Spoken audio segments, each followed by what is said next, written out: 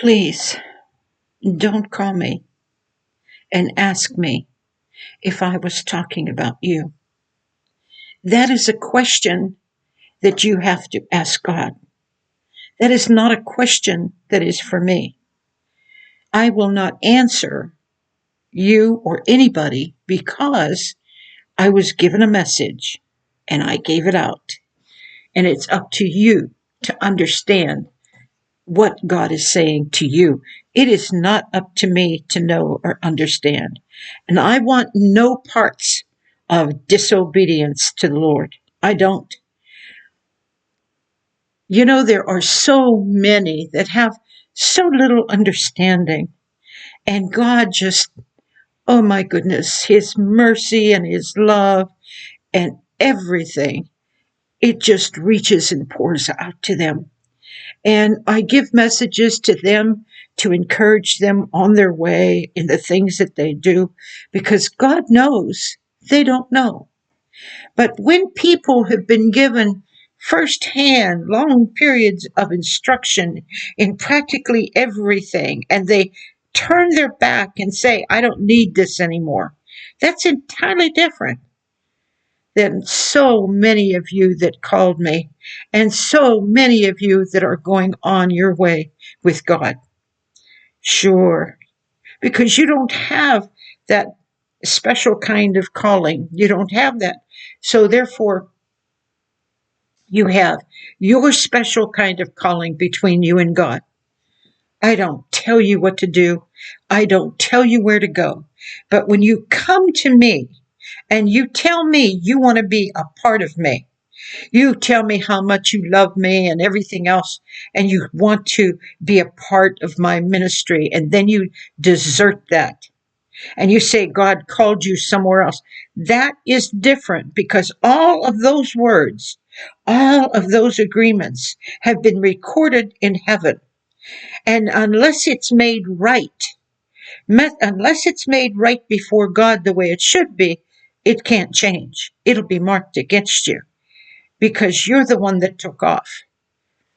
Understand, every one of you, oh my goodness, I'm talking to perhaps thousands of you that have been so graciously given so much. And God wanted you to go on with that. He wanted, but He also had warned you, don't try to teach anybody till you yourself learn. And you didn't take, many of you didn't take that you're this and you're that. All you want to do is be able to help somebody else. All you want to do is be able to do for God. But there are those, they're not after that.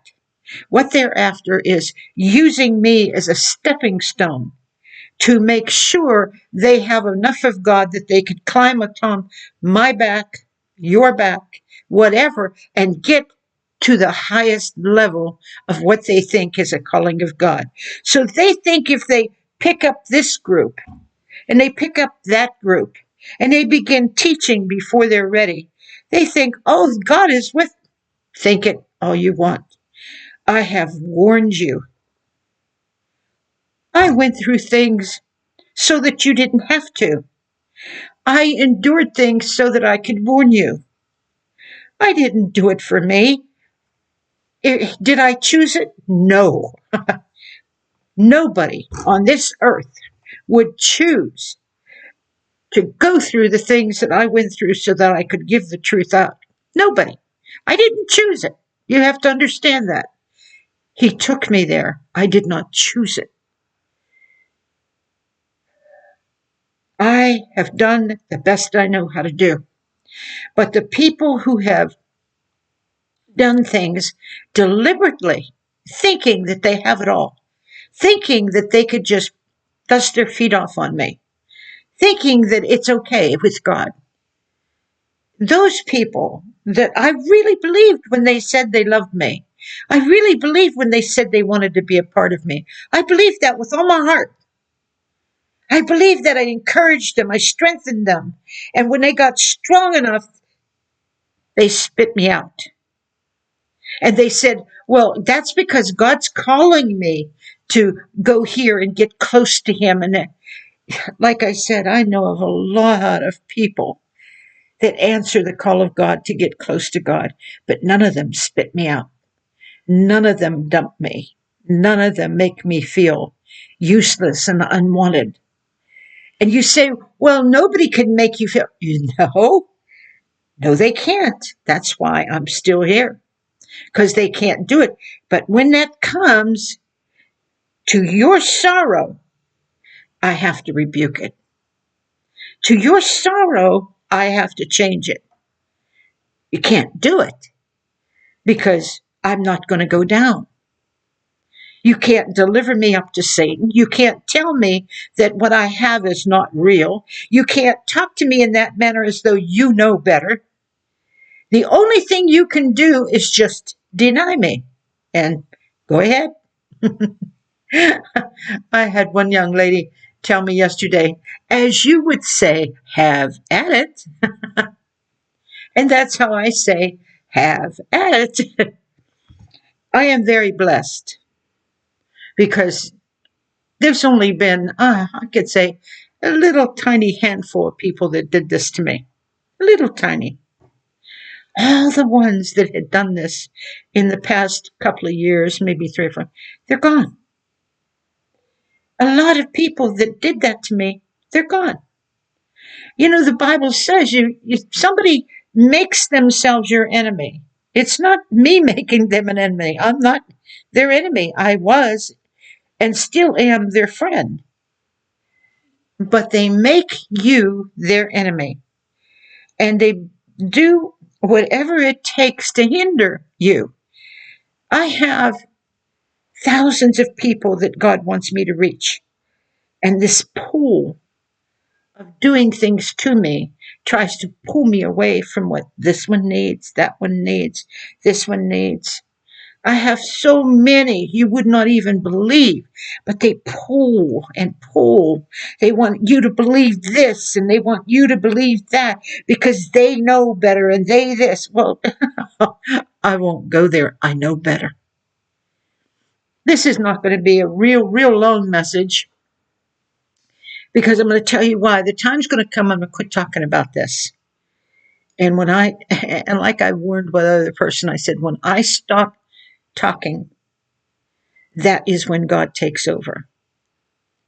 Because I'm not speaking about what I want to speak. I'm not saying about what I want to say. I'm saying what He told me to say today. What He wakes me up and shows me a vision, wakes me up and gives me a dream, wakes me up and tells me what things are. I'm not connected to evil. I'm not connected to people who play games with dreams and visions. I'm not connected to the New Age movement in other people and still fellowship with them when they don't even know how to get out of it. I'm not connected to that. So the glory of God in me is not like that. So I think that's all I'm going to say about that for right now. Right now, we live in such an hour. If you don't hang on to Jesus Christ, if you don't hang on to the truth, you may not be able to see Him. You may not be able to hear Him. You've got to get there. You have children. You have babies. You have children that you're going to be responsible for. How could you lead, guide, and direct them? I meet many a young person. I mean, many, not just one or two, that their parents did the best they could with them. But you know what? It would have been so much better if their parents would have sought for God. It would have been so much easier. I am not a perfect parent. I am not a perfect anything. I am not good at anything except knowing God. That's all I'm good at. Being able to be used of God to bring a message to you. Does that make me higher than you? No. Does that make me better than you? No. Does that make me anything? No. But in the sight of God, He lifts me up. All I've got to do is look up, and he is right there. And if I need a rebuke, oh, instantaneously he gives it to me. And I told you the other day how he gives it to me. He doesn't give it to me by saying, you did wrong. He doesn't talk to me like that way, ever. He just looks at me and says, smiles and says, Marion, I forgive you for that thought. I forgive you for what you're about to do. And immediately I know, ooh, don't go there. He talks to me in so many different ways. And when he warns me about someone, my heart is crushed because I'm going to get on my knees and pray and cry out to God until I know that you're all right.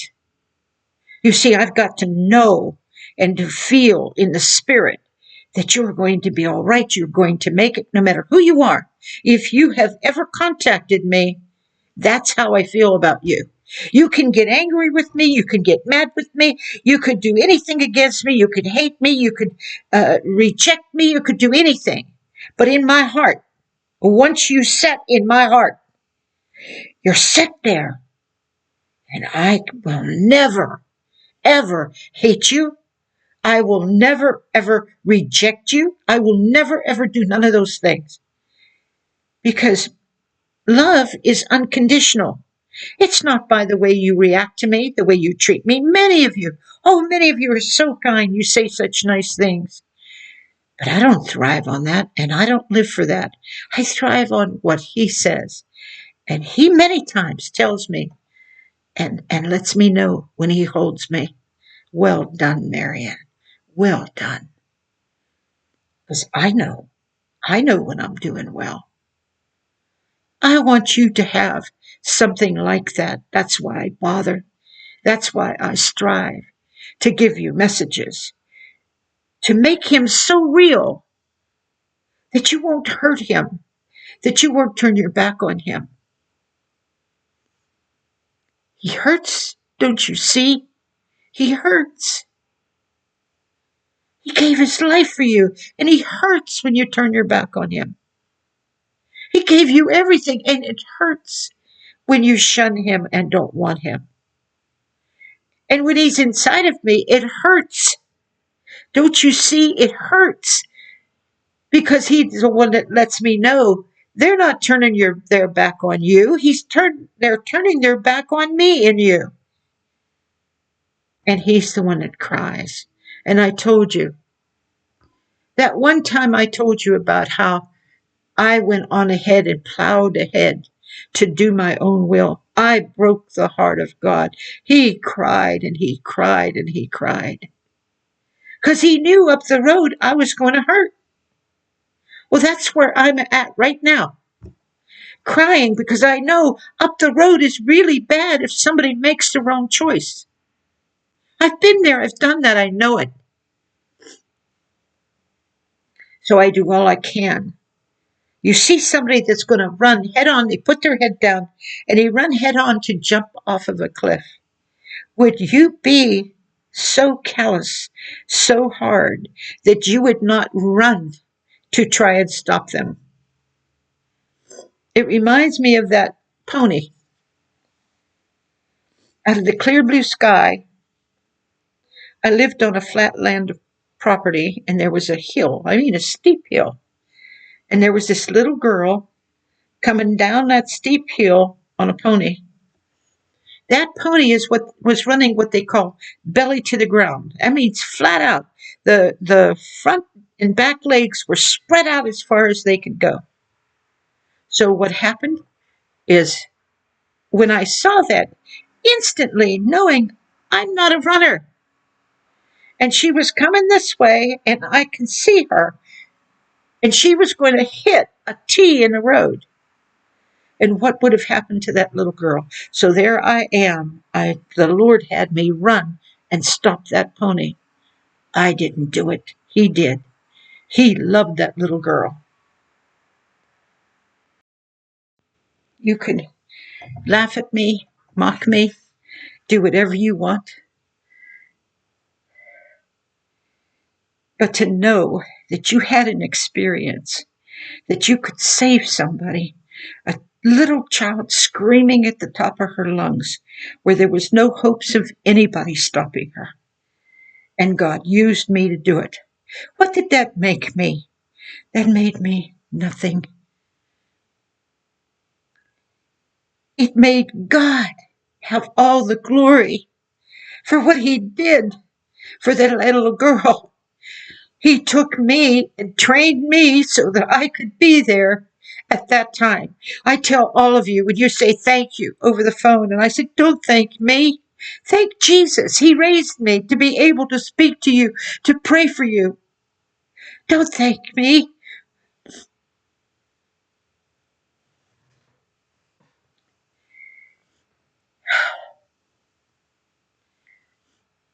I cannot put my heart into your heart and warn you.